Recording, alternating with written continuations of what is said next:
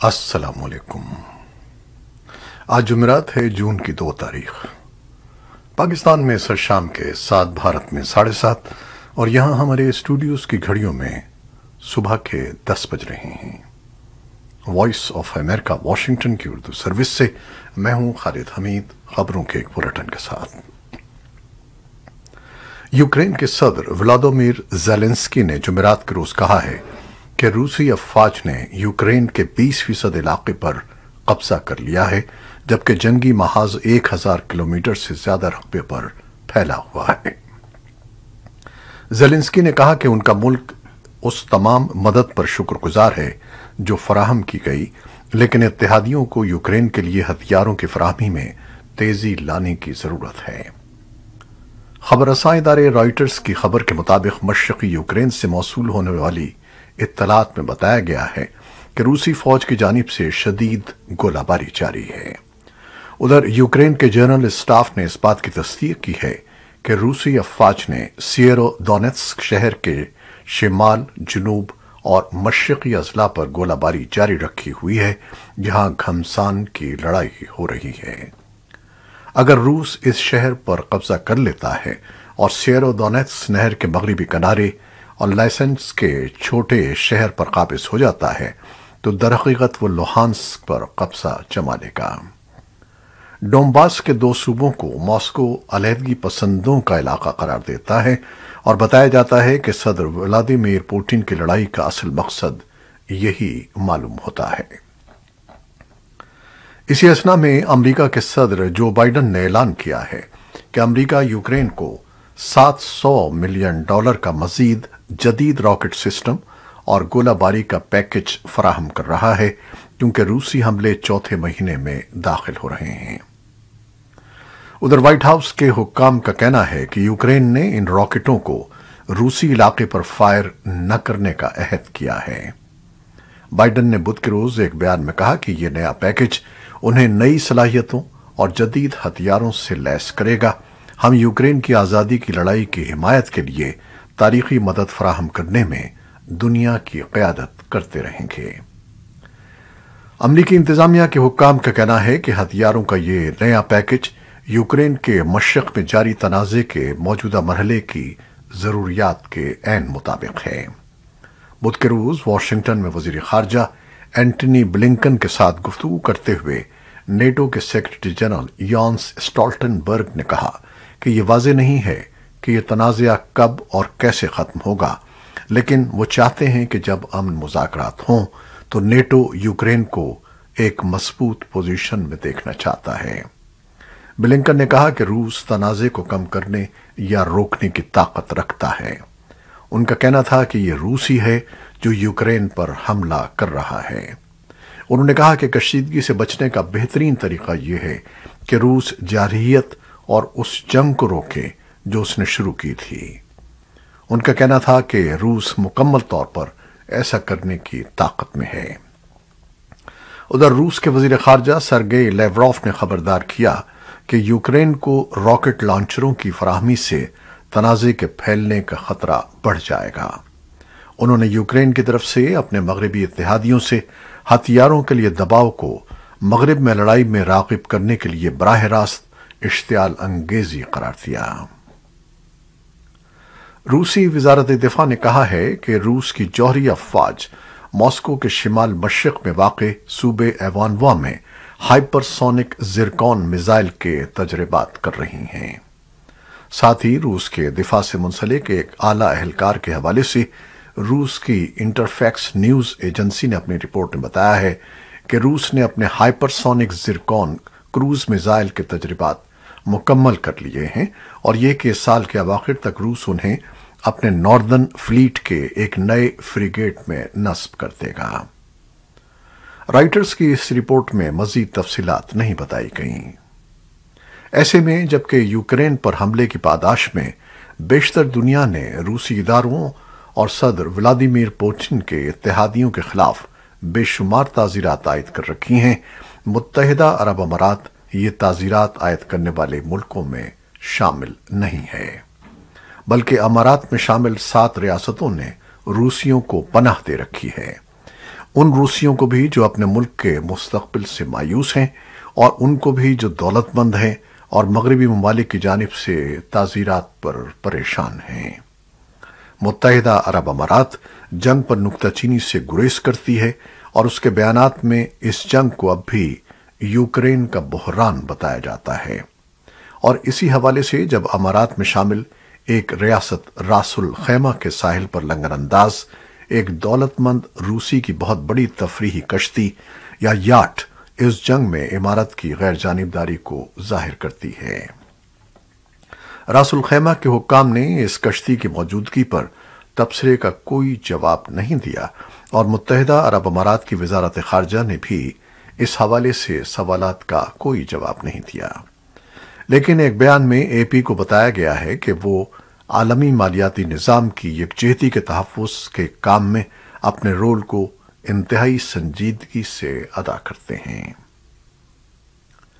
امریکی ریاست اوکلاہوما میں بدھ کے روز ایک ہسپتال کی عمارت میں فائرنگ کے واقعے میں پولیس کے مطابق اب تک 4 افراد ہلاک ہو چکے ہیں۔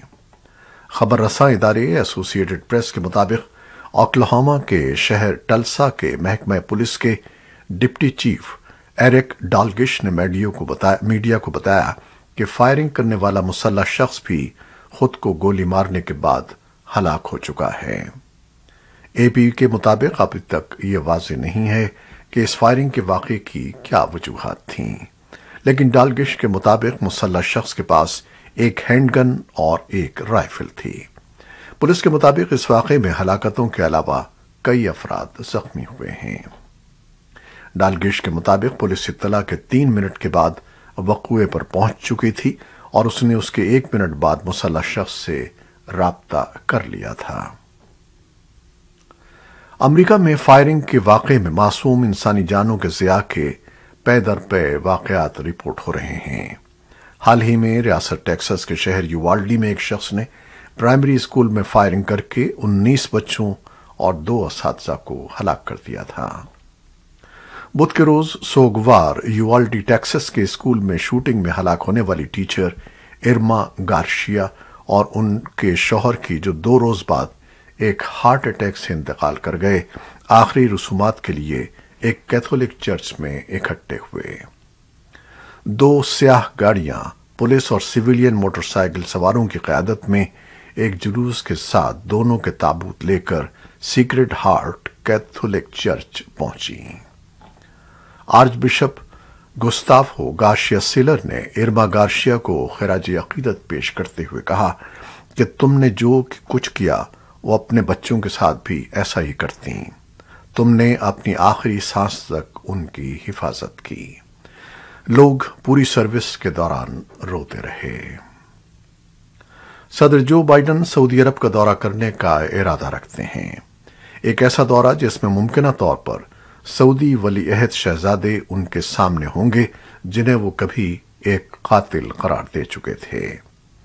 وائٹ ہاؤس صدر بائیڈن کے سعودی عرب کے دورے پر غور کر رہا ہے، جس میں وائٹ ہاؤس کی منصوبہ بندی سے واقف شخص نے اپنا نام ظاہر نہ کرنے کی شرط پر بتایا کہ خلیج کی تعاون کونسل کے ممالک کے ساتھ ساتھ مصر، عراق اور اردن کے سربراہان کا اجلاس بھی شامل ہوگا۔ ابھی اس منصوبے کو حتمی شکل نہیں دی گئی ہے۔ بائیڈن اور شہزادہ محمد بن سلمان کے درمیان ہونے والی ملاقات امریکی پیٹرول کے صارفین کے لیے کچھ ریلیف کی امید فراہم کر سکتی ہے، جو عالمی سطح پر تیل کی سپلائی کی وجہ سے قیمتوں میں اضافہ کر رہے ہیں۔ وائٹ ہاؤس کی پریس سیکریٹری کرین ژان پیئر نے بدھ کے روز اس بارے میں تبصرہ کرنے سے انکار کر دیا کہ آیا بائیڈن سعودی عرب کا دورہ کریں گے۔ توقع ہے کہ بائیڈن جون کے آخر میں یورپ کا دورہ کریں گے۔ وہ شہزادہ محمد بن سلمان، سعودی شاہ سلمان اور دیگر رہنماؤں سے ملاقات کے لیے سعودی عرب میں رک سکتے ہیں۔ سویڈن اور فن لینڈ کو نیٹو میں شامل کرنے کی کوشش بدستور تعطل کا شکار ہے، جبکہ ترک صدر رجب طیب اردوان نے زور دیا ہے کہ ان کا ملک اتحاد کی ایک توسیع کو ویٹو کرنے کے لیے اپنا اختیار استعمال کرے گا۔ اس مسئلے پر اپنے کھلے تبصرے میں اردوان نے دعویٰ کیا کہ ان کی حکومت کے کچھ مخالف گروپس کو स्वीडन में फाल होने की इजाज़त देकर स्वीडन की हुकूमत तुर्की की कौमी सलामती को नुकसान पहुंचा रही है। उन्होंने असलहे की उन पाबंदियों पर भी फ्रस्ट्रेशन का इजहार किया जो उनकी हुकूमत के खिलाफ उसके बाद आयद की गईं जब उन्होंने सन 2019 में अपने फौजी शाम भेजे थे। मंगल के रोज अमरीकी महकमा खारजा के तर्जुमान नेट प्राइस ने कहा कि हम नेटो के अपने हम मनसबों, अपने इत्तेहादियों, अपने इत्तेहादी तुर्की के साथ साथ अपने शराकतदारों फिनलैंड और स्वीडन से भी मुशावरत जारी रखेंगे। अमेरिका के सदर जो बाइडेन जुमेरात को व्हाइट हाउस में नेटो के सेक्रेटरी जनरल यान्स स्टॉल्टनबर्ग से मुलाकात करेंगे।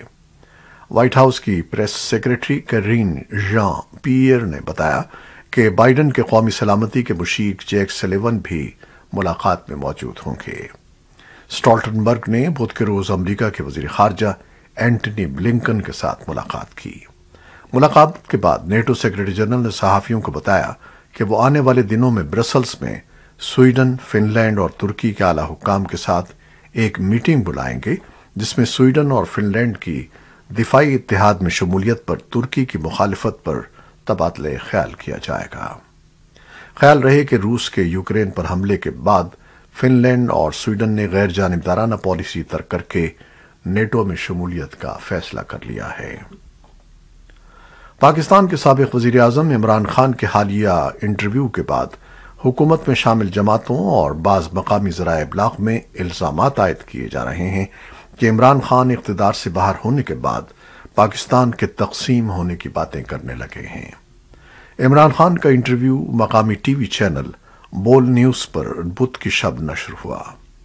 इंटरव्यू के दौरान मेज़बान समी इब्राहिम ने सवाल किया था कि अगर इस्टेब्लिशमेंट आपके साथ ताउन नहीं करती तो आप हुकूमत में नहीं आ सकते। इस सूरत में आपकी मुस्तकबिल की हिकमत अमली क्या है? इस पर इमरान खान ने जवाब दिया कि उन्होंने दुनिया की हर चीज़ देख ली है और 3.5 बरस वजारत उज़्मा के मनसब पर भी फायज रहे हैं।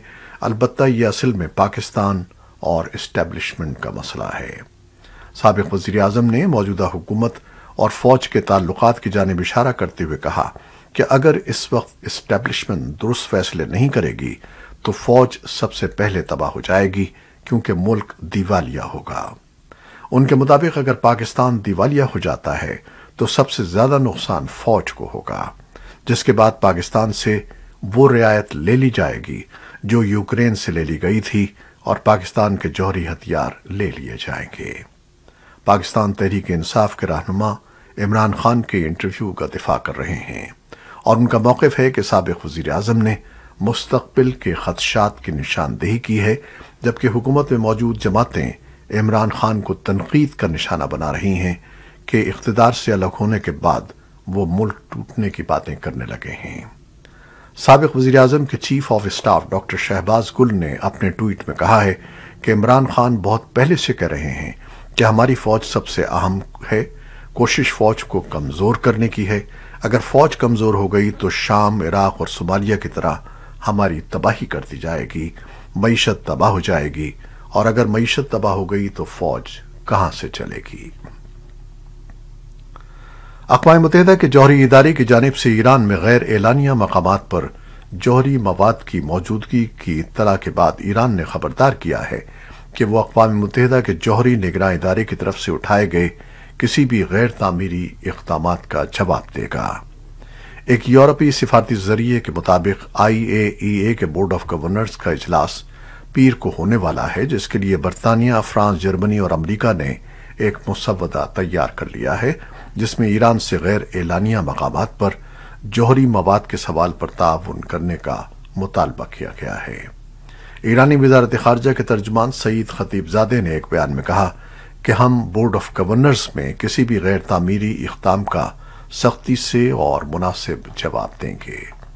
ये थी वो खबरें जो फेसबुक लाइव पर हमने आपके लिए पेश की। हमारी वेबसाइट, यूट्यूब और पॉडकास्ट पर यह बुलेटिन आपके लिए पोस्ट कर दिया जाता है। आप हमारे बुलेटिन को शेयर करते हैं और अपने कमेंट्स में अपनी मोहब्बतों का इजहार करते हैं, जिसके लिए हम आपके बेइंतहा ममनून हैं। आप अपनी इन मोहब्बतों को, इन दुआओं को जारी रखिएगा। खालिद हमीद को भी इजाज़त दीजिएगा। अल्लाह हाफ़िज़।